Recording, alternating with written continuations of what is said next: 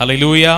கர்த்தர் நல்லவர். கடந்த சில வாரங்களாகவே ஹோப் என்கிற தலைப்பில், நம்பிக்கை என்கிற தலைப்பில் ஒரு தொடர் பிரசங்கத்தை நம்ம தியானித்து வருகிறோம். 130வது சங்கீதம் அதன் 7வது வசனம் நம்ம எல்லாரும் சேர்ந்து வாசிக்கலாம். 130வது சங்கீதம் அதன் 7வது வசனத்தை நாம் ஆதார வசனமாக சேர்ந்து வாசிக்கலாம். இஸ்ரவேல் கர்த்தரை நம்பி இருப்பதாக, கர்த்தரிடத்தில் கிருபையும் அவரிடத்தில் திரளான மீட்பும் உண்டு. ஹல்லேலூயா.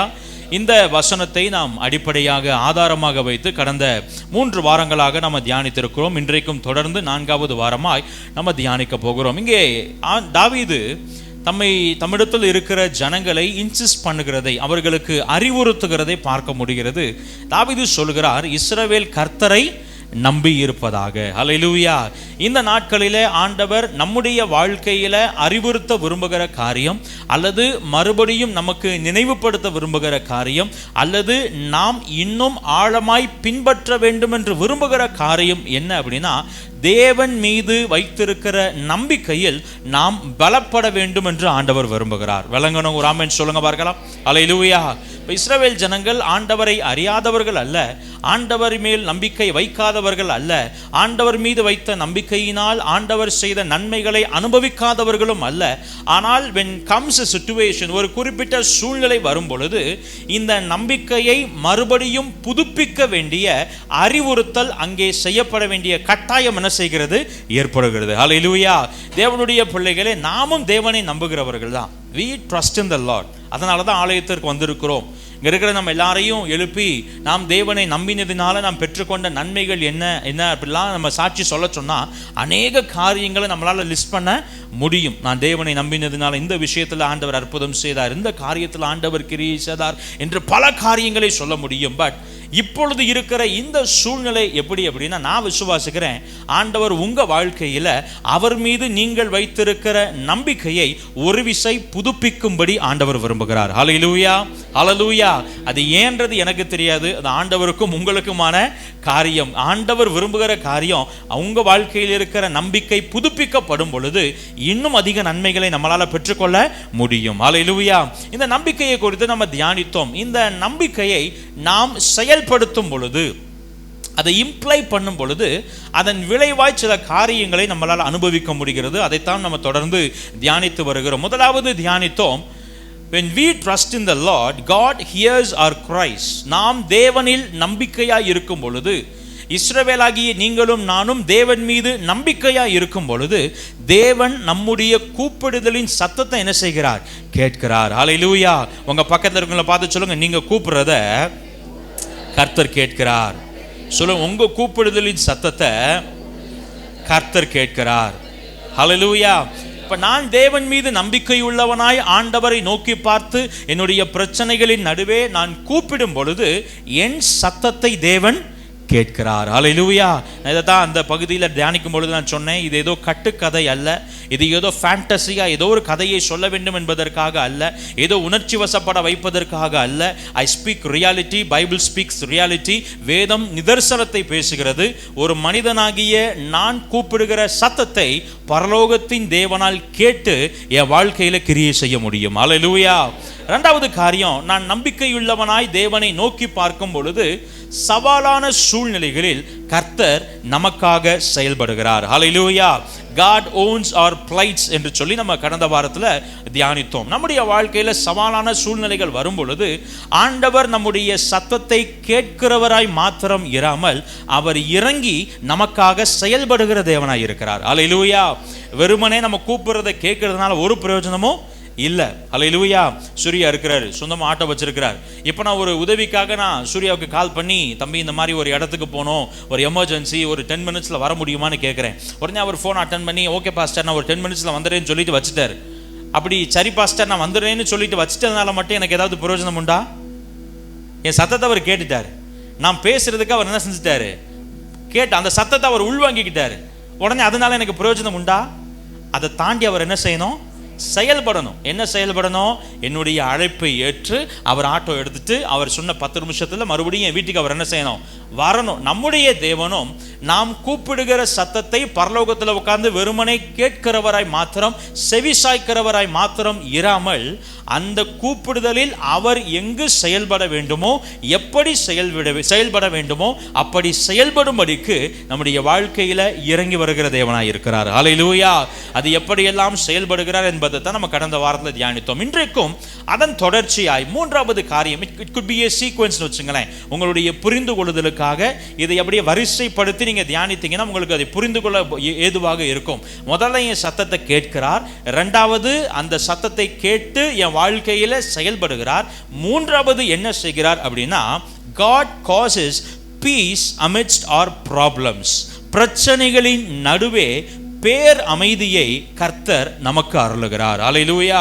உங்க பக்கத்துல இருக்கவங்கள பார்த்து சொல்லுங்க, உங்க கூப்பிடுதலை கேட்கிறார், உங்க வாழ்க்கையில செயல்படுகிறார், பிரச்சனைகளுக்கு நடுவே பேர் அமைதியை, சமாதானத்தை உங்களுக்கு அருளுகிறார். ஹல்லேலூயா. நம்ம இந்த தொடர் பிரசங்கத்தில் தாவீதை மையப்படுத்தி தான் நம்ம தொடர்ந்து தியானித்து கொண்டிருக்கிறோம். தாவீதினுடைய வாழ்க்கையில் எப்படி தேவன் கிரியை செய்தார், தாவீது தேவன் மேல் வைத்த நம்பிக்கை எப்படிப்பட்ட விளைவுகளை தாவீதுடைய வாழ்க்கையில் ஏற்படுத்தினது என்பதை கருப்பொருளாக வைத்து தான் தியானித்து வருகிறோம். இன்றைக்கும் நம்ம தாவீதினுடைய வாழ்க்கையிலிருந்து ரெஃபரன்ஸை பார்க்க போகிறோம். 25வது சங்கீதம் 20வது வசனத்தில் தாவீது சொல்லுகிறார், என் ஆத்துமாவை காப்பாற்றி என்னை விடுவியும், நான் வெட்கப்பட்டு போகாதபடி செய்யும், உம்மை நம்பி இருக்கிறேன். தாவீது தேவனை நம்பின மனுஷன் என்பதை நம்ம தொடர்ந்து சொல்லி வருகிறோம். பல சூழ்நிலைகளில் தாவீது தான் தேவன் மீது வைத்த நம்பிக்கையை, அந்த நிலையான எதிர்பார்ப்பை வெளிப்படுத்தி இருக்கிறார். இதுவும் அப்படி ஒரு வசனம். ஹல்லேலூயா. இப்ப இந்த வசனத்தின் வெளிப்பாடாய் அல்லது இந்த நம்பிக்கையின் வெளிப்பாடாய் தாவீது எப்படி அந்த சமாதானத்தை பெற்றுக்கொண்டார், அந்த பேர் அமைதியை பெற்றுக்கொண்டார் என்பதை வேதத்திலிருந்து ஒரு வசனத்தில் வாசிக்கலாம். 4வது சங்கீதம் அதன் 8வது வசனம் நம்ம எல்லாரும் சேர்ந்து வாசிக்கலாம் என்று விரும்புகிறேன். 4வது சங்கீதம் 8வது வசனத்தை எல்லாரும் எடுத்துக்கொள்ளுங்க.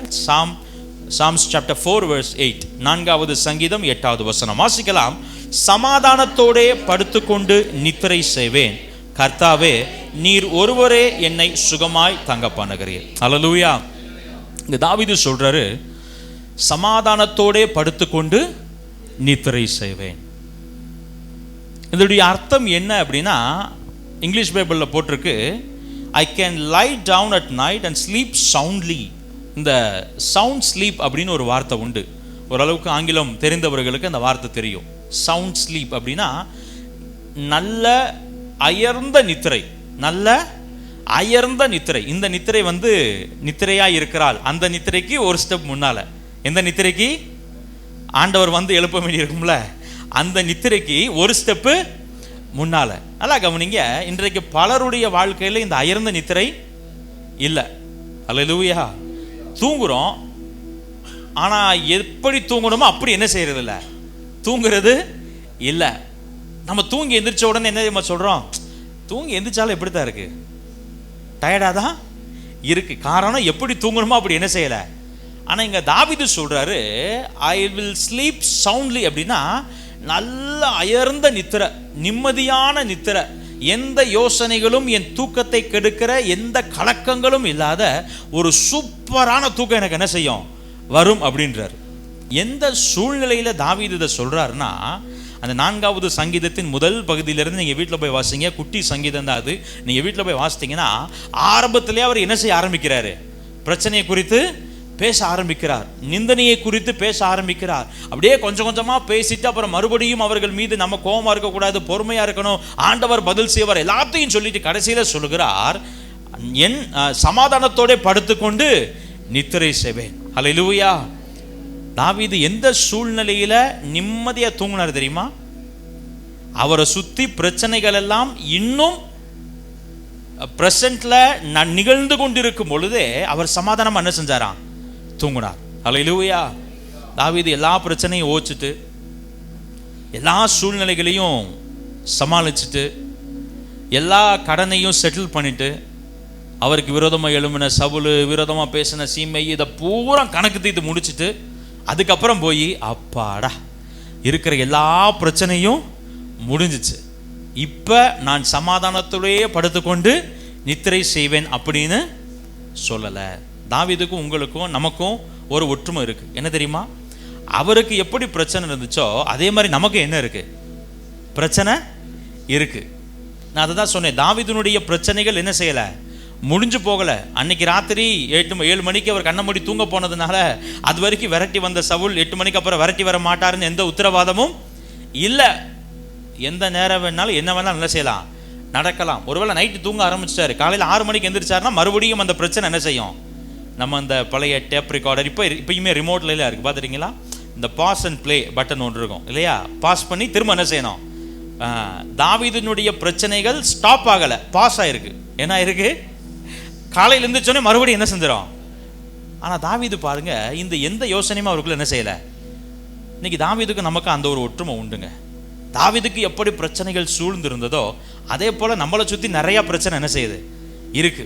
நான் முதல் ஆராதனை சொன்னேன், பையன் நல்லா நிம்மதியாக தூங்கியிருப்பாங்க, இன்னி அட்மிஷன் போகிற வரைக்கும் என்ன வராது, எந்த காலேஜில் போடணும். ஏன்னா அவங்க சில பிளான்ஸ் வச்சுருப்பாங்க, இந்த ஊருக்கு போகணும். சிலரோட பிளான்ஸ்லாம் இந்த ஊரை காலிவே என்ன செய்யணும், இந்த காலேஜில் படிக்கணுன்றது இல்லை, எப்படியாவது இந்த ஊரை காலி பண்ணி வெளியூருக்கு என்ன செய்யணும், போகணும். நம்ம தம்பிமார்கள் நல்லவர்கள், அவங்கள சொல்லலை, ஒருவேளை இருக்கலாம். அதற்கு தரிசனம் ஆண்டவர் பேசினா மனம் திரும்பட்டும். ஹல்லேலூயா.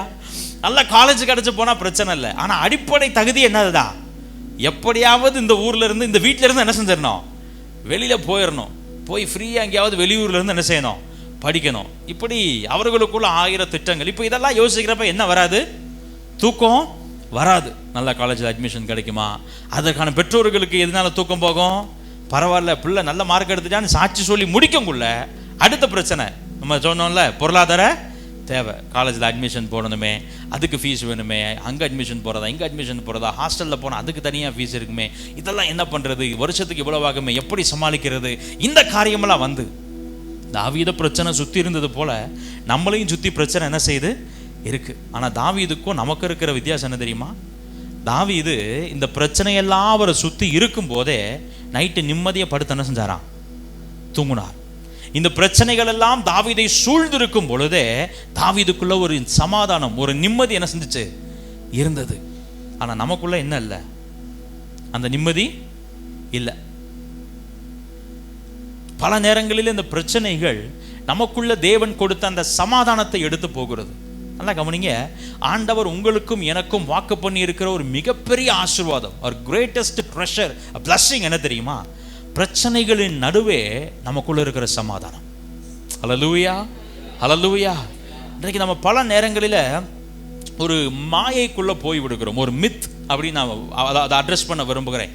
Braking a myth about peace, சமாதானத்தை குறித்த ஒரு மாயை. என்ன அப்படின்னா, யார் வாழ்க்கையில் பிரச்சனையே இல்லையோ அவங்க வாழ்க்கையில தான் சமாதானம் இருக்குன்னு நம்ம நம்பிடுறோம். எப்படி நம்பிடுறோம், நான் நிம்மதியாக தூங்கணும்னா என் வாழ்க்கையில் என்ன இருக்கவே கூடாது, பிரச்சனை இருக்கவே கூடாது. நம்ம அடிக்கடி அதை அப்படியே ஃப்ளோவில் அறிக்கையும் பண்ணிடுறோம். நிம்மதியாக தூங்குறதுக்கு என் வாழ்க்கையில் பிரச்சனை இல்லாமையா இருக்கு, நிம்மதியாக தூங்குறதுக்கு என் வாழ்க்கையில் பிரச்சனை இல்லாமையா இருக்கு, இவ்வளவையும் பண்ணிட்டு கண்ணை மூடனா எங்க. ஆனால் தாவீது பாருங்க, நமக்கு இருக்கிறதெல்லாம் கூட பெரிய பிரச்சனை. நமக்காவது ஃபீஸ் கட்டணும், காலேஜுக்கு போகணும், கடன் அடைக்கணும், நாளைக்கு வேலைக்கு போகணும், செய்முறை இருக்குது, அதுக்கு என்ன பண்ணணும், இப்படி பிரச்சனை. தாவீதுக்கு நாளைக்கு நான் உயிரோடு இருப்பேனான்றதே என்னது பிரச்சனை. ஆனால் அவ்வளோ பெரிய பிரச்சனையை வச்சுக்கிட்டு அவர் சொல்கிறாரு, நான் படுத்தேன்னா பிரதர் நல்லா நான் செஞ்சிருவேன், சமாதானத்தோடே படுத்து. அவருக்கு என்ன பெட்டாக கட்டி கொடுத்தாங்க, அவர் எங்கே படுத்திருப்பார் யோசிச்சு பாருங்களேன். இந்த போராட்டம் இருக்குல்லையா, அந்த போராட்டம்லாம் நடந்துக்கிட்டு இருக்கு, இவ்வளோ ஓடிக்கிட்டு இருக்கிறாரு மனுஷன். இந்த ஓட்டத்தில் அவருக்கு எங்கே போய் 5 ஸ்டார் ஹோட்டலில் ரூம் போட்டிருப்பாரா, இல்லை அவரை யாராவது வீட்டில் ஒரு மாளிகையில் கூப்பிட்டு, தாவீதை நீங்கள் ஓடி கலைச்சிருப்பீங்க, வாங்க சமாதானமாக படுத்துக்கொண்டு எந்திரி, அப்படி எங்கேயாவது ரூம் ரெடி பண்ணி கொடுத்துருப்பாங்களா? அவர் காடுகளிலையும் மலைகளிலும் ஓடி உயிருக்கு பயந்து ஓடிக்கிட்டு இருக்கிறார். நான் அந்த சூழ்நிலையிலையும் தாவீது சொல்லுகிறார், நான் சமாதானத்தோடே படுத்து நித்திரை செய்வேன். அதான் கவனிங்க, கிரேட்டஸ்ட் பிளெஸிங் ஆஃப் அ கிறிஸ்டியனில், கிறிஸ்தவ வாழ்க்கையில் வேதம் நமக்கு வாக்கு பண்ணுகிற ஒரு மிகப்பெரிய ஆசீர்வாதம், நாம் அனுபவிக்க தவறுகிற ஒரு ஆசீர்வாதம். இதெல்லாம் நம்ம அனுபவிக்க ஆரம்பிப்போமே ஆனால் life would become so easy. நம்ம பிரச்சனைகளை ஹேண்டில் பண்ணுறது, நாம் போராட்டங்களை ஹேண்டில் பண்ணுவது, அதை கையாளுவது ரொம்ப எளிதாக மாறிவிடும், ரொம்ப எளிதாக மாறிவிடும். சின்ன சின்ன காரியங்கள் ஆண்டவர் சொல்கிறாரு, உங்களுக்கு எனக்கு கொடுத்த ஆசீர்வாதம், பிரச்சனைகள் இல்லாத வாழ்க்கையை பார்க்காதீங்க, பிரச்சனைகளுக்கு மத்தியிலும் நமக்குள்ள வெளிப்படுகிற தேவ சமாதானத்தை என்ன செய்யுங்க பாருங்க. அல்லேலூயா. இன்றைக்கு நம்ம ஒரு சமாதானத்தை தேடி ஓடுறோம். எந்த சமாதானம் தெரியுமா? பிரச்சனையெல்லாம் முடிஞ்சதுக்கு அப்புறம் வருகிற அந்த சமாதானத்தை தேடி என்ன செய்கிறோம்? பிரச்சனையெல்லாம் முடியணும், முடிஞ்சால் தான் சமாதானம் வரும். நம்ம சமாதானத்துக்காக ஜெபம்ன்றப்போவே நம்ம மனசில் என்ன நினச்சி ஜெபம் பண்ணுறோம் தெரியுமா? அந்த வரை இந்த பிரச்சனையெல்லாம் முடிஞ்சிச்சுன்னா எனக்கு சமாதானம் என்ன செஞ்சிடும். அப்படி ஒரு சம்பவம் இந்த உலகத்தில் என்ன செய்யாது, நடக்காது. அல்லேலூயா. நான் ஊழியக்காரனாய் நான் ஓரளவுக்கு இந்த வேதாகமத்தை தெளிவாக படித்ததுனால சொல்கிறேன், இந்த வேதாகமம் ஒரு நாளும் இந்த பூமியில் உன் வாழ்க்கையில் ஒரு பிரச்சனையும் இருக்காதுன்னு யாரை பார்த்து என்ன செய்யலை, சொல்லலை. அப்படி ஒரு வாழ்க்கையை கிறிஸ்தவம் யாருக்கும் வாக்கு பண்ணுவதும் இல்லை. நான் ஆரம்பத்தில் தான் சொன்னேன், பைபிள் ஸ்பீக்ஸ் ரியாலிட்டி. இந்த வேத புத்தகம் என்பது ஏதோ கற்பனையா ஏதோ கதையா பேசுகிற காரியம் இல்லை. It speaks reality. அது நிதர்சனத்தை, உண்மையை பேசுகிறது. வேத வசனம் சொல்லுகிறது, பிரச்சனை இல்லாத வாழ்க்கைன்ற ஒரு வாழ்க்கை இந்த பூமியில யாருக்குமே இல்லை. வசனம் ரொம்ப தெளிவாக சொல்லுது, உலகத்திலே உங்களுக்கு உபத்திரவம் உண்டு. உபத்திரவம் பக்கத்தில் வச்சா உலகத்தில் உங்களுக்கு உபத்திரவம் உண்டு. நம்ம இதெல்லாம் நம்ம யோசிக்காம அடிக்கடி நம்ம ஏன் தான் எனக்கு இந்த உபத்திரவமா, என்ன சொல்றோம், ஏன் தான் எனக்கு இந்த உபத்திரவமா? பக்கத்தில் சொல்லுங்க, அப்படி கேட்குறீங்களா? உலகத்தில் உங்களுக்கு உபத்திரவம், இனிமே அப்படி கேட்பீங்களா? ஏன் தான் இந்த உபத்திரவம்னு கேட்பீங்களா?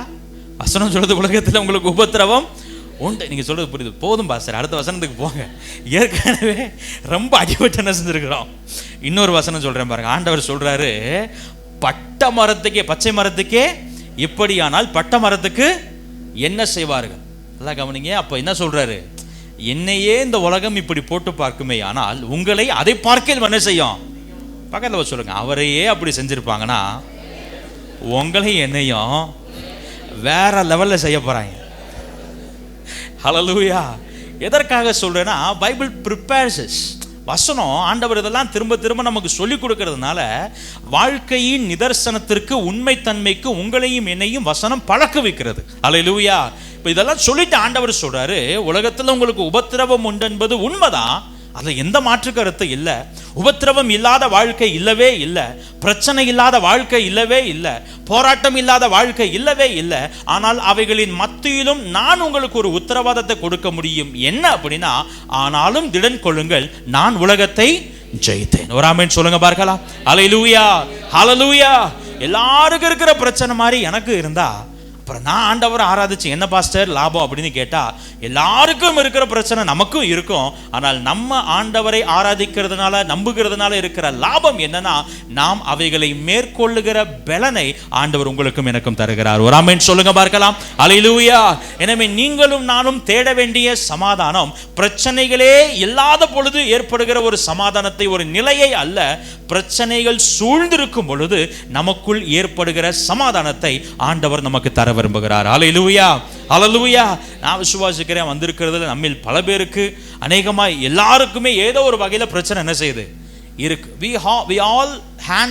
we all face our own problems. நம்முடைய குடும்பத்திலேயா இருக்கலாம், நம்முடைய வேலை பார்க்கிற இடத்துலையா இருக்கலாம், அல்லது நம்முடைய பொருளாதார குறைவுகளாக இருக்கலாம், அல்லது சரீர பலவீனங்களாக இருக்கலாம். பல்வேறு வகையில் நாம் பல பிரச்சனைகளை எதிர்கொண்டிருக்கிறோம். இந்த காலை வேளையில் ஆண்டவர் உங்களுக்கும் எனக்கும் வாக்கு பண்ணுகிற ஒரு மிகப்பெரிய ஆசீர்வாதம் என்ன அப்படின்னா, இந்த பிரச்சனைகளுக்கு மத்தியில் நம்முடைய இருதயத்தில் ஒரு பேரமைதியை ஆண்டவர் அருள விரும்புகிறார். ஹல்லேலூயா, ஹல்லேலூயா. நான் திரும்ப சொல்றேன், அதை அனுபவித்து அதை ருசிக்க ஆரம்பிப்போமே, ஆனால் உண்மையிலேயே வாழ்க்கை இன்பமா இருக்கும். விளங்கனுக்கு ஒரு ஆமென் சொல்லுங்க பார்க்கலாம். ஹல்லேலூயா, ஹல்லேலூயா. ரைட்.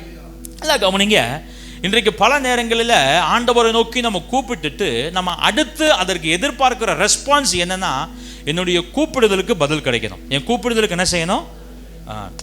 நம்முடைய செட்டப் எப்படி இருக்கு, நம்முடைய ப்ராசஸ் எப்படி இருக்குன்னா, ஆண்டவர்கிட்ட ஆண்டவரே இப்படி ஒரு தேவை வருதுப்பா, என் பிள்ளைக்கு அட்மிஷன் போடணும், எந்த காலேஜில் அட்மிஷன் போடுறதுன்னு தெரியல, எனக்கு எந்த காலேஜில் அட்மிஷன் போடணும்னு ஆலோசனை கொடுங்கன்னு சொன்ன உடனே நம்ம அடுத்து எதிர்பார்க்கிற இமீடியட் ரெஸ்பான்ஸ், உடனடியான பதில் என்ன அப்படின்னா, ஆண்டவர் அங்கிருந்து பரலோகத்திலிருந்து ஒரு சீட் எழுதி என்ன செய்யணும்? தூக்கி போடணும். அல்லது சிலருக்கு ஒவ்வொரு விதமான மூட பழக்க வழக்கங்கள் உண்டு. எப்படி சொல்றது, ஐ ரெஃபர் இட் டுவர்ஸ் மூட பழக்க வழக்கங்கள். நான் அப்படி ஜாம் பண்ணிட்டு கண்ணை முழிச்சு பார்க்குறப்ப டிவி விளம்பரத்துலையோ அல்லது ஆட்டோவிலையோ அல்லது ஃபோன்லையோ ஃபேஸ்புக்லையோ எந்த காலேஜ் முதல்ல வருதோ, எந்த கோர்ஸை பற்றி முதல்ல பேசுகிறாங்களோ அதுதான் தேவ சித்தம். பல நேரத்தில் அவருக்கும் தாயம் உருட்டிடுறோம். யாருக்கு? ஆண்டவருக்கும். நல்லா கவனிங்க. நாம் ஒரு காரியத்திற்காக ஜெபித்த உடனே அடுத்து நம்ம எதிர்பார்க்கிறது, ஆண்டவர் உடனே எனக்கு அடுத்து என்ன செய்யணும்? பதில் தரணும். ஆனால் நல்லா கவனிங்க, பைபிளில் ரொம்ப அழகாக ஒரு வசனம் சொல்லுது. பிலிப்பியருக்கு எழுதின நிருபம் 4வது அதிகாரம் 7வது வசனத்தில் 6வது வசனத்தில் இப்படி சொல்றாரு, நீங்கள் ஒன்றுக்கும் கவலைப்படாமல். இதெல்லாம் நமக்கு மனப்பாடமான வசனம் அப்படின்னு நான் விசுவாசிக்கிறேன். சொல்லுங்க பார்க்கலாம். நீங்கள் ஒன்றுக்கும் கவலைப்படாமல் உங்கள் விண்ணப்பங்களை ஸ்தோத்திரத்தோட கூடிய ஜெபத்தோடும் வேண்டுதலினாலும் தேவனுக்கு. இப்போ ஆண்டவர் சொல்றார், நீங்க எதுக்குமே என்ன செய்யாத, ஒரு பிரச்சனை வரும் பொழுது, ஒரு நெருக்க வரும் பொழுது, ஒரு போராட்டம் வரும் பொழுது கவலைப்படாம அதை ஸ்தோத்திரத்தோட கூடிய ஜெபத்தினாலும் வேண்டுதலினாலும் தேவனுக்கு என்ன செய்யுங்கள், தெரியப்படுத்திட்டு. இப்போ அடுத்து நம்ம என்ன எதிர்பார்க்கிறோம்? அதை தான் நான் சொன்னேன். உடனே எனக்கு என்ன வந்துடணும், தெரியப்படுத்திட்டோம்ல, உடனே ஒரு பதிலுக்கு கடுதாரிசி என்ன செஞ்சிடணும், போற்றணும். மனு கொடுத்த அடுத்த செகண்ட் நமக்கு என்ன வந்துடணும், சாங்ஷன் ஆயிரணும். ஆனால் ஆண்டவர் பாருங்க, நம்முடைய ஜெபத்திற்கு நிச்சயம் பதில் தருவார், அதில் எந்த மாற்று கருத்தும் இல்லை. நம்முடைய தேவைகளை சந்திப்பார், அதில் எந்த மாற்று கருத்தும் இல்லை. நம்முடைய ஆபத்தில் நம்ம அவரை நோக்கி கூப்பிடும் பொழுது நம்மளை ஒரு நாளும் கைவிட மாட்டார், அதில் எந்த மாற்று கருத்தும் இல்லை. ஆனால் இந்த ஜெபத்திற்கு பதிலை தருவதற்கு முன்பதாக ஆண்டவர் ஒரு காரியத்தை நமக்கு தருகிறார். அதைத்தான் 7வது வசனத்தில் வாசிக்கிறோம். தெரியப்படுத்துங்கள், அப்பொழுது எல்லா புத்திக்கும் மேலான தேவ சமாதானம் உங்கள் இருதயங்களையும் உங்கள் சிந்தைகளையும் கிறிஸ்து இயேசுவுக்குள்ளாக காத்துக்கொள்ளும். ஒரு ஆமென் சொல்லுங்க பார்க்கலாம். அல்லேலூயா. நான் ஒரு போராட்டம் வந்த உடனே, ஒரு பிரச்சனை வந்த உடனே, ஒரு தேவை வந்த உடனே, ஒரு அசாதாரணமான சூழ்நிலை வந்த உடனே ஆண்டவரை நோக்கி ஜெபத்தோடும் வேண்டுதலினாலும் கூப்பிட்ட உடனே பரலோகம் எனக்கு கொடுக்கிற இமிடியேட் ரெஸ்பான்ஸ் என்ன அப்படின்னா, எனக்கு தேவைக்கான பதில் அல்ல, அதற்கு முன்னாடி ஒன்று தருது. தேவ சமாதானம் என் இருதயத்தையும் என் சிந்தையையும் காத்து கொள்ளும்படி அருளுகிறது. விளங்குனங்க ஒரு ஆமென் சொல்லுங்க பார்க்கலாம். அல்லேலூயா. இதுல ஏன் இப்படி ஒரு ப்ராசஸ் நடக்குது? நான் உன்னை கேட்டா ஆண்டவர் எனக்கு என்ன தரணும், பதில தரணும். ஆனா அதுக்கு பதில கொடுக்கறதுக்கு முன்னாடி தேவ சமாதானத்தை ஆண்டவர் கொடுக்கிறேன்றாரே, அது என்னுடைய இருதயத்தையும் என்னுடைய சிந்தனைகளையும் காத்துக்கொள்ள வேண்டும் என்று வசனம் சொல்லுகிறது. why should it happen? அதுக்கு ஏன் அங்க ஒரு பொசிஷன் கொடுக்கிறார் அப்படின்னா, நல்லா கவனிங்க. நமக்கு ஒரு பிரச்சனை வரும் பொழுது, ஒரு தேவை வரும் பொழுது பிசாசானவன் முதல்ல கை வைக்கிறது எங்க தெரியுமா? நமக்குள்ள இருக்கிற சமாதானத்தில் எதை வைப்பான்? கை வைப்பான். அல்லேலூயா. நல்லா இருப்போம். நம்முடைய எக்ஸ்டர்னல் அப்பியரன்ஸ்ல ஒரு மாற்றமும் ஏற்படாது. நம்முடைய எக்ஸ்டர்னல் அப்பியரன்ஸ்ல அதே வெள்ளச்சட்டை, அதே பேண்ட்டு, அதே முகம், அதே ஹேர் கட்டு, அதே தாடி எல்லாம் அப்படியே இருக்கும்.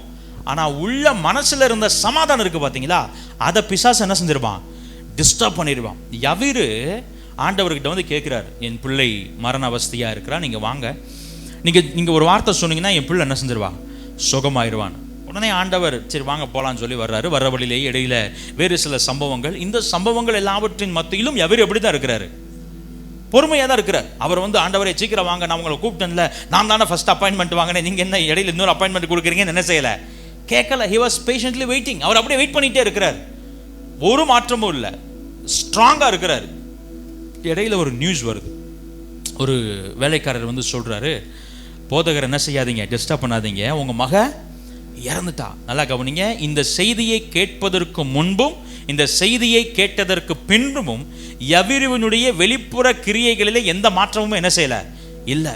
ஆனா ஆண்டவர் யவீருவை பார்த்து சொல்றாரு, யவீருவே பயப்படாதே, விசுவாசம் உள்ளவனாயிரு அப்படின்னு சொல்றாரு. அப்ப ஏன் அப்படி சொல்லணும்? வெளியில ஒன்றும் மாறல, ஆனா அந்த செய்தியை கேட்ட உடனே யவீருவினுடைய இருதயத்தில் இருந்த அந்த பேர் அமைதி இருக்கு பாத்தீங்களா, அது வரைக்கும் ஒரு அமைதி நிலவுகிறது, அது வரைக்கும் ஒரு சமாதானம். ஆண்டவர் வந்துருவாரு, என் பிள்ளையை குணமாக்கிடுவாரு, ஆண்டவர் வந்துருவாரு, என் பிள்ளையை உயிரோட எழுப்பிடுவாரு. ஆண்டவர் பாருங்க, இந்த 18 வருஷம் பெரும்பாலுள்ள ஸ்திரீ, அந்த ஸ்திரீக்கு பாருங்க வஸ்திரத்தை தொட்டவனே சுகமாயிருக்கு, நான் இவ்வளவு பெரிய ஆண்டவரை என் வீட்டுக்கு கூட்டு போறேன், என் பிள்ளைக்கு இருக்கிற வியாதி எல்லாம் இதுக்கு முன்னாடி ஒண்ணுமே இல்லை, ஆண்டவர் அப்படி சுகமாக்கிடுவாருன்னு ஒரு பேர் அமைதி இருக்கு. ஆனா இப்படி ஒரு செய்தி வந்த உடனே யவீருடைய இருதயத்தில் இருந்த அமைதி என்ன செய்யப்படுகிறது? கலைக்கப்படுகிறது. பக்கத்தில் சொல்லுங்க, அமைதி கலைந்து விடுகிறது, அந்த சமாதானம் குலைந்து போகிறது. அல்லேலூயா. உடனே ஆண்டவர் சொல்றாரு, யவீருவே பயப்படாதே, விசுவாசம் உள்ளவனாயிரு. அல்லேலூயா. வேத வசனம் ரொம்ப தெளிவா சொல்லுது பாருங்க, துர்ச்செய்தியை கேட்கிறதுனால் நீதிமான் பயப்படான். அல்லேலூயா. இந்த வசனம்லாம் நமக்கு தெரிய மாட்டுது, அதனாலதான் பயந்து என்ன செஞ்சுக்கிட்டு இருக்கிறான், நடுங்கிக்கிட்டு இருக்கான். பக்கத்தில் சொல்லுங்க, துர்ச்செய்தியை கேட்கிறதுனால் நீதிமான் பயப்படான். இன்னைக்கு நம்ம விசுவாசம் என்ன தெரியுமா? நம்ம நம்பிக்கை, ஆண்டவரே துர்ச்செய்தியை நான் என்ன செய்யக்கூடாது, கேட்கக்கூடாது. என் வாழ்க்கையில கெட்ட செய்தி என்ன செஞ்சிடக்கூடாது, வந்துடக்கூடாது. காய்ச்சலா, அது என்ன செய்யவே கூடாது, வரவே கூடாது. ஒரு பொருளாதார தேவையா, அது நம்ம வீட்டு பக்கமே என்ன செய்யக்கூடாது, வரவே கூடாது. பக்கத்தில் சொல்லுங்க, துர்ச்செய்தியை கேட்கறதுனால். அப்படின்னா துர்ச்செய்தியை கேட்போமா பாஸ்டர் அப்படின்னா, அது உங்களுக்கு ஆண்டவருக்கு உள்ளது. ஒருவேளை உங்களுக்கு நியமிச்சிருந்தாருன்னா என்ன செஞ்சது ஆகணும், கேட்டு தான் ஆகணும். ஆனால் வசனம் சொல்லுது, துர்ச்செய்தியை கேட்டாலும் நீதிமான் என்ன செய்ய மாட்டானா, என்ன செய்ய மாட்டானா. இதைத்தான் தாவீதுக்குள்ள பார்க்குறோம். சவுல் இந்த வந்துட்டார், உங்களை கொல்ல போறாரு. ஆனால் தாவீது என்ன செய்யறாரு, நிம்மதியாக தூங்குறாரு. அவ்வளவுதான் போச்சு, ரொம்ப பக்கத்தில் வந்துட்டார், எப்போ வேணாலும் உங்க உயிருக்கு ஆபத்து வரலாம். அவர் நிம்மதியாக சமாதானத்தோட படுத்து நித்திரை செய்வேன். துர்ச்செய்தியை கேட்கிறதுனால நீதிமான் என்ன செய்ய மாட்டான், பயப்பட மாட்டான். அல்லேலூயா. பக்கத்தில் சொல்லுங்க, உங்க வாழ்க்கையில நீங்க ஆண்டவர்கிட்ட எதை வேணாலும் கேட்டிருக்கலாம். இன்றைக்கு ஆண்டவர் முதல்ல கொடுக்கிற விஷயம் உங்க இருதயத்தில் சமாதானம். அல்லேலூயா. எதனால் அந்த பிரச்சனை அப்படின்னா, இந்த சமாதானம், எனக்குள்ள இருக்கிற சமாதானம் குலைக்கப்பட்ட உடனே நான் ஸ்டம்பிள் ஆக ஆரம்பிக்கிறேன், அப்படியே தடுமாற ஆரம்பிக்கிறேன். என்ன ஆக ஆரம்பிக்கிறேன், அந்த சமாதானம் எனக்குள்ள இருக்கிற வரைக்கும் எவ்வளோ பெரிய பிரச்சனை வந்தாலும் நான் அதை ஈஸியாக ஹேண்டில் பண்ண முடியும். அதை கையாளுவதற்கான நிதானம் எனக்குள்ள என்ன செய்யும், இருக்கும். ஆனால் எனக்குள்ள இருக்கிற சமாதானம் குலைக்கப்படும் பொழுது அந்த பிரச்சனையினுடைய தாக்கம், அந்த பிரச்சனையினுடைய வீரியம் என்னை தடுமாற செய்கிறது. என்ன செய்கிறது, அப்படி தடுமாறும் போது தான் நம்ம தேவ சித்தத்திற்கு எதிராய் செயல்பட ஆரம்பித்து விடுகிறோம். எப்படி ஆரம்பித்து விடுகிறோம், தேவ சித்தத்திற்கு எதிராய். அங்கதான் நம்முடைய மாம்சம் என்ன சொல்லுகிறதோ அதற்கு கீழ்ப்படிய ஆரம்பித்து விடுகிறோம். அப்பதான் நம்முடைய அறிவு என்ன சொல்லுகிறதோ அதை செயல்படுத்த ஆரம்பித்து விடுகிறோம். அப்பொழுதுதான் வசனம் என்ன சொல்லுகிறதோ அதை விட்டு விட்டு உலகம் என்ன சொல்லுகிறதோ அதை செயல்படுத்த ஆரம்பித்து விடுகிறோம். ஆனா இந்த தேவ சமாதானம் எனக்குள்ள இருக்குமே, ஆனால் எவ்வளவு பெரிய பிரச்சனை வந்தாலும், எவ்வளவு பெரிய நெருக்கம் வந்தாலும் எனக்குள்ள இருக்கிற சமாதானத்தை நான் காத்துக்கொள்ளுவேனே, ஆனால் நான் என்னுடைய உறுதித்தன்மையை, என்னுடைய நிலையான தன்மையை நான் விட்டு விடாமல் பொறுமையா கர்த்தர் என்ன சொல்லுகிறாரோ அதை கேட்டு என்னால் செயல்படுத்த முடியும். விளங்கின ஒரு ஆமென் சொல்லுங்க பார்க்கலாம். ஹல்லேலூயா, ஹல்லேலூயா. அதை தான் சொல்றேன், பிரச்சனைகள் நம்மை அழிப்பது இல்லை, அல்லது பிரச்சனைகள் நம்முடைய வாழ்க்கையில தாக்கத்தை ஏற்படுத்துவது இல்லை. ஆனால் அந்த பிரச்சனைகளின் விளைவாய் நம்முடைய சமாதானத்தை இழக்கும் பொழுது ஒரு வழியாய் வந்த பிரச்சனை போறதில்லை. அதுதாங்க பிரச்சனையே. வசனம் சொல்லுது, ஒரு வழியாய் வருவார்கள் 7 வழியாய். அது எப்ப, நான் சமாதானத்தை காத்துக்கிட்டு ஒரு பிரச்சனை வரும் பொழுது நான் அமைதியா இருந்து தேவ சித்தத்திற்கு நீ அர்ப்பணிக்கும் பொழுது. ஆனா அதே பிரச்சனை வரும்போது எனக்குள்ள இருக்கிற சமாதானத்தை இழந்து நான் அப்படியே பதறி, மனம் பதறி, பேசி உழப்பி அங்கங்க பண்ணி அப்படியே அதை காம்ப்ளிகேட் பண்ணும் பொழுது 7 வழியாய் ஓடி இருக்க வேண்டிய பிரச்சனைகள் இன்றைக்கு 70 வீடு கட்டி அங்கேயே குடியிருந்து வேறு சில பிரச்சனைகளையும் வாடகைக்கு வாங்கி, சில பிரச்சனைகள் ஒத்திக்கு எடுக்கப்பட்டு அங்கே என்ன செய்யுது. ஹல்லேலூயா. I tell you something. சில காரியங்கள்லாம் அப்படி லேசா முடிஞ்சிருக்க வேண்டிய விஷயங்கள். சில காரியம் நம்முடைய வாழ்க்கையில சில பிரச்சனைகள் எப்படி முடிஞ்சிருக்க வேண்டியது, லேசா முடிஞ்சிருக்க வேண்டியது. ஆனால் அந்த மொமெண்ட்ல நாம் நம்முடைய தேவ சமாதானத்தை, அந்த அமைதியை காத்துக்கொள்ள தவறினதுனால, பைபிள் அந்த வேர்டை ரொம்ப அழகாக யூஸ் பண்ணுது பாருங்களேன். பிலிப்பியர் 4:7 சொல்றாரு, அப்பொழுது எல்லா புத்திக்கும் மேலான தேவ சமாதானம் உங்கள் இருதயங்களையும் உங்கள் சிந்தைகளையும் என்ன செய்யுமா, காத்துக்கொள்ளும். கிறிஸ்து இயேசுவுக்குள்ளாக காத்துக்கொள்ளும். எதை நம்ம காத்துக்கொள்ளணும், ஆபத்துல இல்லாத ஒருத்தரை போய் பிடிச்சு நான் அவனை காப்பாற்ற போறேன்னு அவர் என்ன சொல்லுவாரு, பைத்தியக்கார போல நான் நல்லா தான் இருக்கேன் போ அப்படின்னு என்ன செஞ்சிருவார். யாரை காப்பாற்றணும், எங்கே ஒரு காரியத்திற்கு ஒரு அபாயம் ஏற்படுகிறதோ, ஒரு த்ரெட் ஏற்படுதோ அதைத்தான் என்ன செய்யணும்.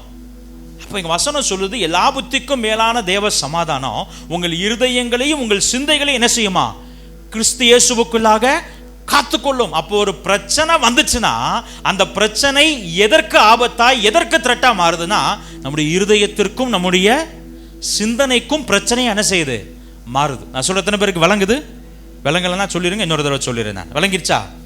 நம்ம வாழ்க்கையில் ஒரு பிரச்சனை வந்துச்சுன்னா நம்ம நினைக்கிறது என்னன்னா, அது முதல்ல இப்போ உதாரணத்துக்கு சொல்றேனே, இப்போ நான் படிக்கட்டில் கீழே விழுந்தேன், ஒரு மாதத்துக்கு முன்னாடி கீழே விழுந்தேன். நேற்று ஒருத்தர், இந்த வாரம் ஒருத்தர் விழுந்தார் போல. அதை சாட்சி சொல்றப்ப என்னைய ரெஃபரன்ஸ் சொல்லின்னு சொன்னார். நான் பட்ட வேதனை யாருக்கு புரியுதோ இல்லையோ பாஸ்டர் அப்படின்னு பக்கம் திரும்பினார். அதே மாதிரி விழுந்து அதே மாதிரி அடிபட்டிருக்கு அவருக்கு. நான் அப்போ ஒரு மாதத்துக்கு முன்னாடி நான் கீழே விழுந்தேன். நல்லா கவனிங்க. இப்போ நான் கீழே விழுந்த உடனே என் சரீரத்தில் வேதனை. எதில் வேதனை? எனக்கு சரீரத்தில் வேதனை. ஆனால் இதெல்லாவற்றையும் தாண்டி இன்னொரு விஷயத்திற்கு ஆபத்து ஏற்படுகிறது. எதுக்கு தெரியுமா? என் இருதயத்துக்கும் என்னுடைய சிந்தனைக்கும். இப்போ நான் ஆவியில் ஸ்ட்ராங்காக இருந்ததுனால, நான் விசுவாச வாழ்க்கையில் உறுதியாக இருக்கிறதுனால, சரி நாம் கவனிக்காமல் விழுந்துட்டோம், ஏதோ ஒரு காரியம் நடந்துருச்சு, ஆண்டவர் அந்த அளவுக்கு ஜீவனை காப்பாற்றினார்னு அடுத்த லெவலுக்கு போயிட்டேன். ஆனால் இதுவே சமாதானத்தை இழந்து சமாதானம் தாக்கப்படுவதற்கு ஆளாவார்களே. ஆனால் இருதயத்தில் உடனே யோசனை வரும், காலையில் தான் 1/2 மணி நேரம் நான் தனியாக ஆண்டவர்கிட்ட என்ன செஞ்சேன், ஜெபம் வந்தேன், இந்த ஆண்டவர் என்ன செய்ய விட்டார். இடுப்பில் வலி ஒரு பக்கம், நல்லா கவனிங்க, நான் விழுந்தது என் சரீரத்தில் மாத்திரம் எனக்கு வேதனையை உண்டு பண்ணவில்லை, என்னுடைய இருதயத்திலையும் ஒரு மாற்றத்தை என்ன செய்யுது, உண்டு பண்ணுது. நான் அதற்கு இடம் கொடுக்கும் பொழுது எங்க போகுது என் இருதயம், ஆண்டவர் ஆண்டவர்னு போறோம் பாரு, ஆண்டவருக்கு தான் ஊழியம் பண்றோம்.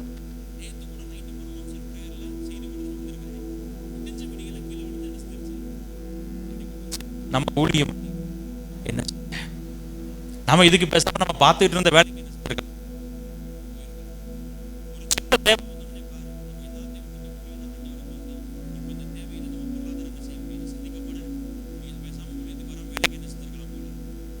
நான் விழுந்தது என் இடுப்பு,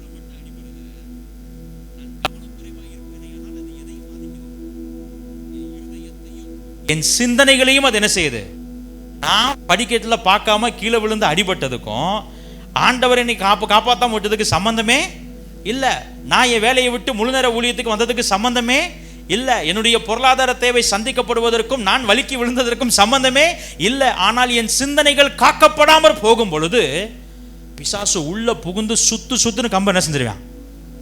அதனாலதான் வசனம் சொல்லுது, ஒரு தேவை வரும் பொழுது, ஒரு போராட்டம் வரும் பொழுது உடனே அதை பத்தி கவலைப்படாம ஆண்டவருக்கு என்ன செய்யுங்க, தெரியப்படுத்துங்க. இம்மீடியட் ரெஸ்பான்ஸா பரலோகம் என்ன பண்ணுதுன்னா, தேவ சமாதானத்தை அருளி அது உங்கள் இருதயங்களையும் உங்கள் சிந்தனைகளையும் கிறிஸ்து இயேசுவுக்களாக என்ன செய்யுமா, காத்துக்கொள்ளும்.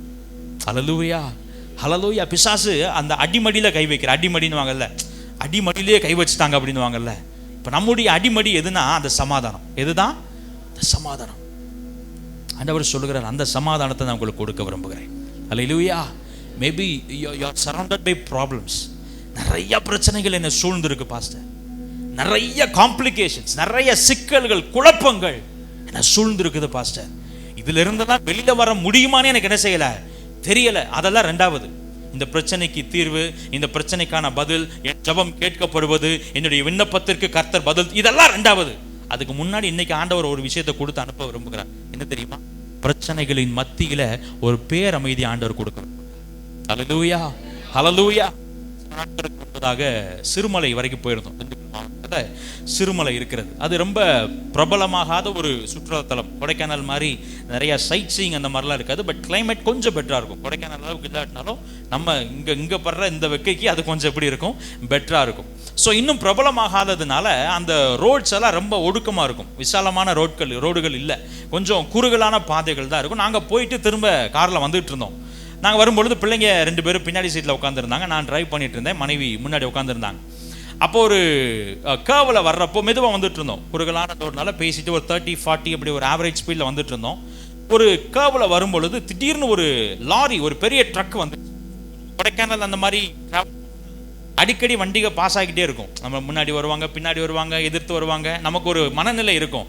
அந்த ரோடு வந்து எப்படின்னா நிறைய போக்குவரத்து இல்லை, நம்ம வண்டிகளே பார்க்க முடியாது. எப்பயாவது ஒரு வண்டி வரும், ஒரு பைக் வரும், இல்லாட்டி ஒரு கார் வரும், அந்த மாதிரி ஒரு ரோடு. அப்போது திடீர்னு நம்ம அப்படியே அந்த மனநிலையில் ஜாலியாக வந்துகிட்டு இருக்கிறப்ப திடீர்னு ஒரு ட்ரக் ஒன்று வந்துருச்சு, ஒரு லாரி ஒன்று வந்துருச்சு. அந்த ஒன்றேவும் ரொம்ப ரொம்ப பக்கத்தில் அந்த மாதிரிலாம் இல்லை.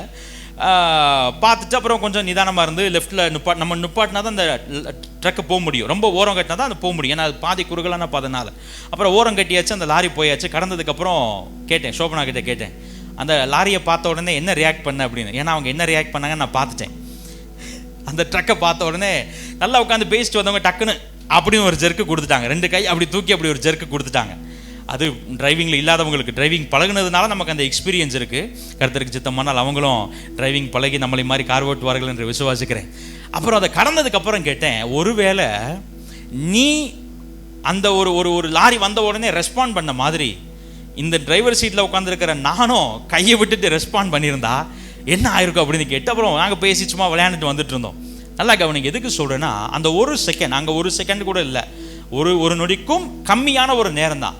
அந்த ஒரு நொடிக்கும் கம்மியான நேரத்தில் கொஞ்சம் நிதானமாக இருந்து நம்ம செய்ய வேண்டிய காரியங்களை நாம் செய்தால்தான் ஒரு பெரிய ஆபத்திலிருந்து நம்மளால் என்ன செய்ய முடியும், தப்பிக்க. நம்ம வாழ்க்கையில் வருகிற பிரச்சனைகள் அப்படிதான், நம்ம வாழ்க்கையில் வர பிரச்சனையும் அப்படிதான். ஹல்லேலூயா. நம்ம பல நேரங்கள் ஆண்டவர்கிட்ட கேட்கறது, இந்த லாரிக்காரை வர்றதுக்கு முன்னாடி என்ன செஞ்சிருக்கணும், ஹார்ன் அடிச்சுட்டு வந்திருக்கணும்.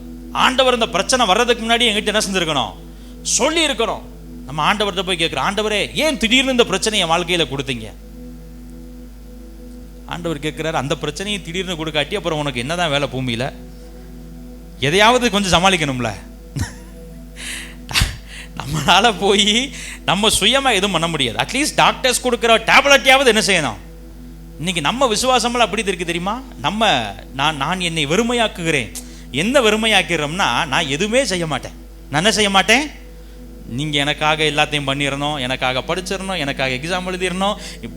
திருத்துற டீச்சருக்கு உள்ளேயும் புகுந்து இந்த கூடு விட்டு கூடு வாய்ப்போம்ல, அப்படி புகுந்து என் பேப்பர் வர்றப்போ எனக்கு நல்ல மார்க் என்ன செஞ்சிடணும், கொடுத்துடணும், நல்ல காலேஜை கொடுத்துடணும், அட்மிஷன் கொடுத்துடணும், டிகிரி முடிக்க வச்சிடணும், வேலைக்கும் கொண்டு போயிடணும், சம்பளத்தையும் நீங்கள் என்ன செஞ்சிடணும், கொடுத்துடணும். அப்புறம் நான் சாப்பிடவே கூடாது, எனக்கு பசிக்கவே கூடாது, எல்லாத்தையும் அவர்கிட்ட என்ன செஞ்சிடறோம்.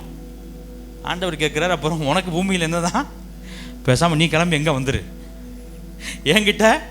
நல்லா கவனிங்க, அந்த ரியாலிட்டியை நம்ம புரிஞ்சுக்கணும், அந்த நிதர்சனத்தை நம்ம புரிஞ்சுக்கணும்.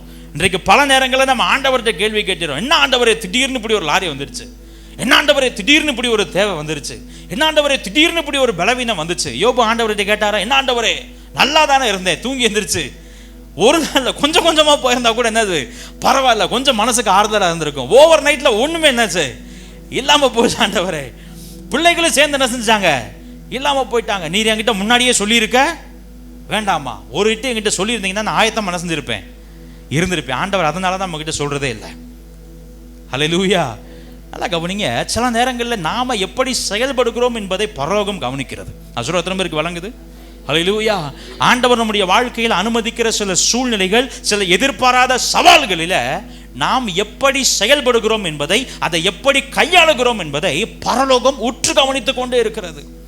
ரீசெண்டாக அந்த இந்தியா பாகிஸ்தான் கிரைசிஸில் அதில் பார்த்தீங்கன்னா நிறைய கண்ட்ரிஸ் சொல்கிறாங்க, இந்த கருத்து பஞ்சாயத்து பண்ணுறது ஒரு கூட்டம்னா கருத்து சொல்கிறதுக்கு ஒரு ஊரே என்ன செய்யுது இருக்குது. அந்த கருத்து சொல்கிற கூட்டம் பூரா பார்த்தீங்கன்னா, இரு நாடுகளுக்கும் இடையே நிலவுகிற சூழலை உன்னித்து பார்க்கிறோம். என்ன செய்கிறோமா?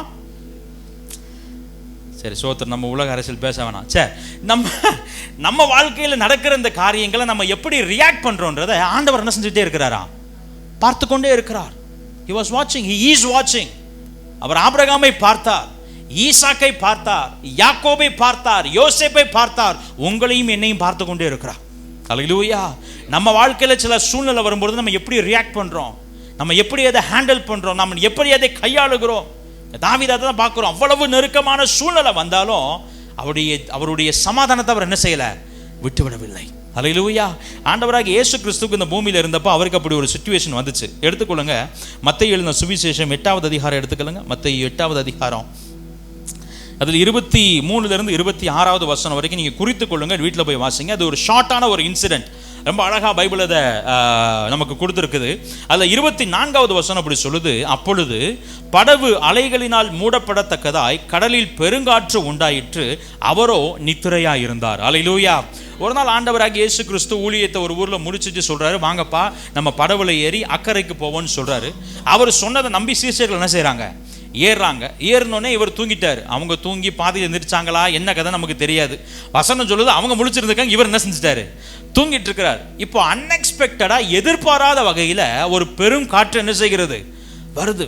இப்போ இந்த பெரும் காற்று மட்டும் வந்தால் பரவாயில்லை, இந்த பெரும் காற்றின் விளைவாய் அது ஏற்படுத்தின தாக்கத்தினால அமைதியாக இருந்த கடலுக்கு என்ன செய்ய ஆரம்பிச்சிருச்சு, கொந்தளிக்க ஆரம்பிச்சு, அலைகளும் பயங்கரமாக என்ன செஞ்ச ஆரம்பிச்சிருச்சு, பெருக ஆரம்பித்து விட்டது. நல்லா கவனிங்க, ஒரே படகு, ஒரே கடல், ஒரே பெருங்காற்று, அதே பெருவெள்ளம், அதே தத்தளிக்கிற படகு. ஒரு கூட்டம் ஐயோ அம்மா சாக போறோம், ஆண்டவரே காப்பாத்துங்க, நாங்கள் வலிந்து போக போகிறோம்னு புலம்பி அழுது தள்ளிக்கிட்டு இருக்குங்க. ஆனா இன்னொரு பக்கம் ஒருத்தர் என்ன செஞ்சுட்டு இருக்கிறாரு, சமாதானத்தோடே படுத்துக்கொண்டு நித்திரை செய்வேன். ஹல்லேலூயா. நீங்கள் இந்த பகுதியை வாசித்தீங்கன்னா ரொம்ப அழகாக ஆண்டவர் என்னோட பேசினார். தனிப்பட்ட முறையில் எனக்கு பிரயோஜனமாக இருந்தது.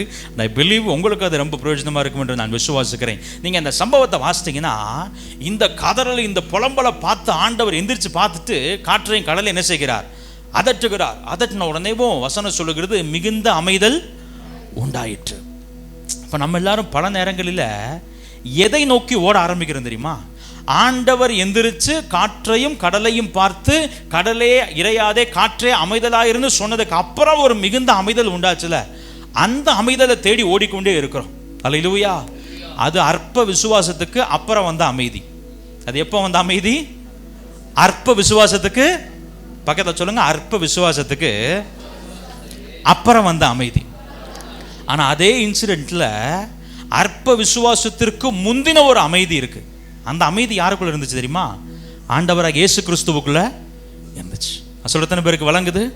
அல்லேலூயா. ஆண்டவர் எழுந்து காற்றையும் கடலையும் அதட்டின பின்பு சூழ்நிலைகளில் ஒரு அமைதி உண்டாயிற்று. ஆனால் அதற்கு முன்பதாகவே சூழ்நிலைகளில் எவ்வளவு பெரிய கொந்தளிப்பு, எவ்வளவு பெரிய போராட்டம், எவ்வளவு பெரிய தத்தளிப்பு இருந்தாலும் அதன் மத்தியிலும் ஒருத்தர் சமாதானத்தோட படுத்து நித்திரை செய்து கொண்டிருந்தார். ஒரு ஆமென் சொல்லுங்க பார்க்கலாம். அல்லேலூயா. நீங்களும் நானும் இன்றைக்கு தேவனிடத்தில் கேட்க வேண்டியது, அவரை அடிச்சு பிறக்கி எழுப்பி புலம்பி செஞ்சு அப்படியே கண்ணீரும் கம்பளையுமா போய் விழுந்து அவர் எந்திரிச்சு காற்றை இறையாதே கடலை அமைதியாயிரும் சொன்னதுக்கு அப்புறம் வருகிற அமைதல் அல்ல. ஆண்டவர் உங்களையும் என்னையும் எந்த நிலைக்கு அழைத்து போக விரும்புகிறார் தெரியுமா? இந்த பிரச்சனைகளுக்கு நடுவுல அவருக்குள் வெளிப்பட்ட அந்த பேர் அமைதி உங்களுக்குள்ள எனக்குள்ள என்ன செய்யணும்? வெளிப்பட வேண்டும். எத்தனை பேர் அதை பெற்றுக்கொள்ள வேண்டும் என்று விரும்புகிறீங்க? அல்லேலூயா, அல்லேலூயா. அந்த அமைதி யாருக்குள்ள இருக்குதோ அவங்க பிரச்சனையை பார்த்து புலம்ப மாட்டாங்க. என்ன செய்ய மாட்டாங்க? புலம்ப மாட்டாங்க. இந்த தேவ சமாதானம் யாருக்குள்ளே எல்லாம் இருக்கிறதோ அவர்களை போராட்டங்களை கண்டு திகைத்து விட மாட்டார்கள். இந்த தேவ சமாதானம் யாருக்குள்ளே எல்லாம் இருக்கோ அவங்க ஒரு தேவை வந்த உடனே ஐயோ அம்மானு அலற மாட்டார்கள்.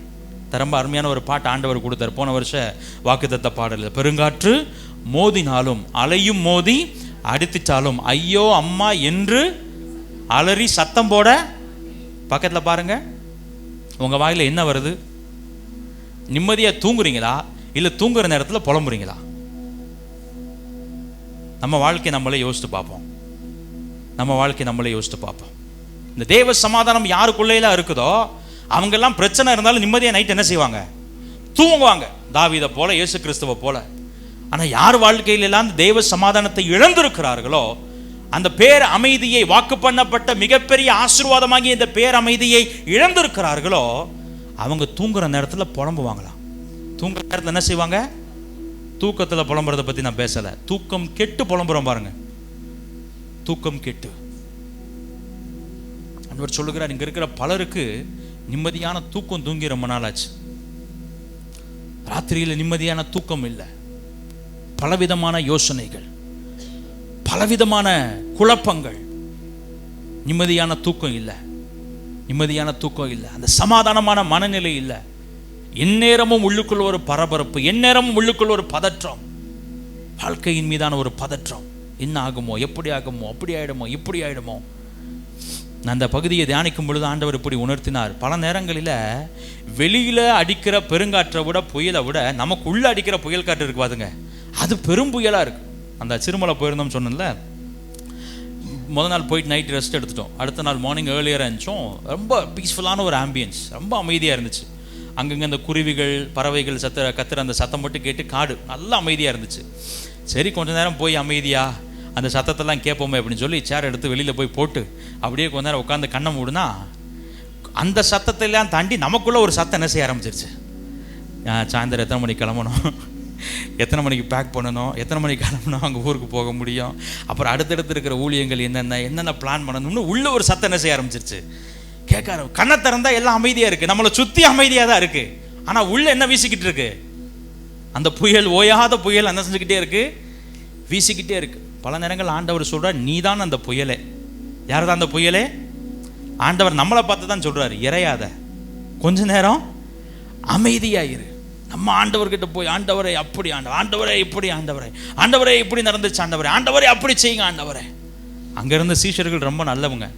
ஆண்டவர் எந்திரிச்சு கடலையும் காற்றையும் அதட்டும் பொழுது அட்லீஸ்ட் அமைதியாவது என்ன செஞ்சாங்க? அவர் ஏதோ ஒரு ரூட்டில் போகிறாரு, அவர் ஒரு வேலையை பண்ணட்டும், அவர் வேலையை நம்ம டிஸ்டர்ப் பண்ணக்கூடாதுன்னு அமைதியாக இருந்தாங்க. நம்ம என்ன பண்ணுறதில்ல, அதையும் விடுறதில்ல. அவர் எந்திரிச்சு போய் காற்றை இறையாதேன்னு சொல்ல போகிற, ஆண்டவரே ஆண்டவரே அப்படி என்ன செய்யாதீங்க, சொல்லாதீங்க ஆண்டவரே, கடலே அமைதலாயிருன்னு சொல்ல, ஆண்டவரே இந்த பிரச்சனை இப்படி என்ன செய்யக்கூடாது, டீல் பண்ணக்கூடாது, நீங்கள் வேற மாதிரி டீல் பண்ணுங்கன்னு அவருக்கு என்ன செய்கிறோம். ஆண்டவர் சொல்கிறார் கொஞ்சம் அமைதியாக இருங்க, பக்கத்தில் வச்சு கொஞ்சம் அமைதியாக இருங்க, இறையாதீங்க. அவருக்கு பொறுக்க முடியலை, அவருக்கு என்ன செய்ய முடியல, நம்ம சொல்லுவோம்ல ஒரே இறைச்சலாக இருக்குது, கொஞ்சம் என்ன செய்ய அமைதியார். நம்ம புலம்பி ஐயோ அம்மா சீஷர்கள் அப்படி தானே கூப்பிட்டுருப்பாங்க இல்லையா? யோசித்து பாருங்களேன், அவர்களுக்கு என்ன பிரச்சனையோ அதே பிரச்சனை தான் இங்கே யாருக்கு இருந்துச்சு, ஆண்டவருக்கு இருந்துச்சு. அவர்களுக்கு என்ன சூழ்நிலையோ அதே சூழ்நிலை தான் ஆண்டவருக்கு இருந்துச்சு. அவர்களுக்கு என்ன பாதிப்பை ஏற்படுத்துமோ அதே பாதிப்பை தான் ஆண்டவருக்கு என்ன செய்யணும், ஏற்படுத்தணும். ஆண்டவருக்கு என்ன அதிகாரம் இருந்ததோ அதே அதிகாரத்தை ஆண்டவர் யாருக்கும் கொடுத்திருந்தாரு, சீஷர்களுக்கும். நம்ம இன்னைக்கு பிரச்சனையை பேசுறப்ப ஆமா பாஸ்டர் அவங்களுக்கு இருந்த அதே பிரச்சனை நமக்கு தானே, அவங்களுக்கு இருக்கிற அதே போராட்டம் நமக்கு தானே, இப்படி நம்ம யோசிக்கிறதே இல்லை. ஆண்டவருக்குள்ள என்ன வல்லமை இருந்துச்சோ அதே வல்லமை ஆண்டவர் யாருக்கும் கொடுத்திருந்தாரு, சீஷர்களுக்கும் கொடுத்திருந்தாரு. ஆனா இப்ப அதை கையாள தெரியாதனால அவங்க வாயில என்ன வருது, அதட்ட வேண்டிய வாயில, காற்றையும் கடலையும் பார்த்து அதட்ட வேண்டிய வாயில இப்ப அலறல் சத்தம் வருது. என்ன சத்தம் வருது? ஆண்டவர் சொல்லுகிறார், அதட்டினதுக்கு அப்புறம் வருகிற மிகுந்த அமைதல் அல்ல, அதட்டுறதுக்கு முன்னாடி எனக்குள்ள இருந்த அந்த அமைதி உனக்குள்ள என்ன செய்யணும், வரணும். எத்தனை பேர் அதை விரும்புறீங்க, எத்தனை பேர் அதை விரும்புறீங்க? It's a small thing. நான் சொல்கிறேன் பார்த்தீங்களா, இது நம்முடைய வாழ்க்கையில் அவ்வளோ பெரிய இம்பேக்டை ஏற்படுத்தும், அவ்வளோ பெரிய இம்பேக்டை ஏற்படுத்தும். ஒரு பிரச்சனை வரும்பொழுது குடும்பமாய் சேர்ந்து தேவ சமாதானத்தை நீங்கள் பெற்றுக்கொண்டு, இந்த அமைதியை பெற்றுக்கொண்டு நீங்கள் கவனமாக அதை ஹேண்டில் பண்ணும் பொழுது அது நம்முடைய வாழ்க்கையில் பெரிய மாற்றத்தை ஏற்படுத்தும். உலகம் சொல்கிறது புயலுக்கு பின் அமைதி, புயலுக்கு, நான் வசனம் சொல்லுது புயலுக்கு நடுவில் என்னது, அமைதி. எத்தனை பேர் அதை விசுவாசிக்கிறீங்க?